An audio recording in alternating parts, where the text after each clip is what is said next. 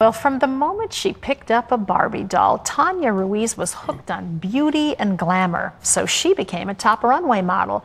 But then she walked away from it all. Reporter Renelle Richardson talked with Tonya and a few of her friends to find out why. It seems like since everyone wants to be like her and everybody wants to be her friend, that she's desirable. No, I'm never gonna be like her. She has friends and a boyfriend and clothes. So who is this woman? At age 47, she's a size 0, 6 feet tall, and an international icon. Whether you like her or not, you know who she is. She just always looked so skinny and pretty, and I was like, that can't be a real person. When I got together with this group of moms and daughters, I learned that the effect Barbie has on these women is very real. The people in my family, the people around me, they don't look exactly like her, so I probably can't grow up to be like that. And I soon discovered that there was a living doll among us, Tonya Ruiz, a 43-year-old mother of 4 and former model. She remembers receiving her first Barbie doll at age 3.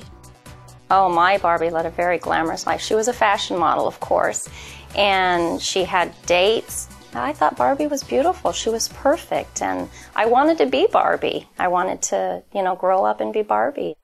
And so she did, in a way. When she was 16, Tonya set out to become a fashion model. With its posh fashion houses and trendy restaurants, this town is filled with glamour and excess at every turn. It's a dream world for the average teenage girl. But for Tonya, it was here in Beverly Hills where her life became anything but average. Tonya signed a contract with one of Beverly Hills' most prominent modeling agents and became an instant star. She quickly outgrew California and graced magazines and runways in Paris, Tokyo, and Milan. But life as a top model was nothing like what she expected. There were men that preyed on the young girls that were modeling. There was a lot of drugs involved, a lot of drugs offered. There were a lot of girls had eating disorders. There was a lot of people that, were not taking care of themselves. There were just the money, the pursuit of money, the greed that was involved. It was a brutal business. There is a very dark side to the modeling industry. Tonya experienced the dark side during her months overseas. The pressures of looking perfect and competing for jobs with other models was more than Tonya could handle. So she relied on alcohol and cocaine to relieve her pain. I was beginning at that point to start feeling really empty and really questioning a lot of things in my life. And so it was kind of relief not to feel anything.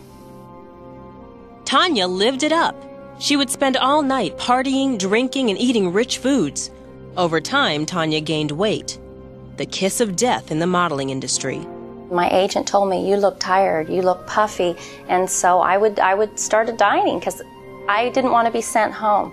I wanted to be a model, and I was willing to do whatever it took to be a model. And if that meant dieting, I dieted.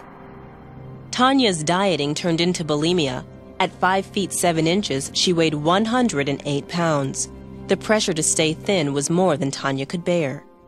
I thought, what is wrong with me? Because I'm doing what I thought I wanted to do. I'm modeling. I am dating millionaires. I am hanging out backstage at rock concerts. I'm dancing with royalty. I'm doing everything that I thought would make me happy, and I didn't feel happy. Tonya decided to fly home to say goodbye to her family, then end her life. All the people that had invested so much of their hopes in me, that I was going to be this model, that I was a failure, and so I decided I couldn't do anything right, so I would just kill myself, that I would end my life. Did you feel like you had any self-worth outside of your appearance and your image? No. I had left school at 16. My whole worth in life was based on the way I looked, and I couldn't look perfect, and so I felt absolutely worthless. Then, just as planned, 18-year-old Tonya went home to California. A friend invited her to a rock concert, a Christian concert at a church.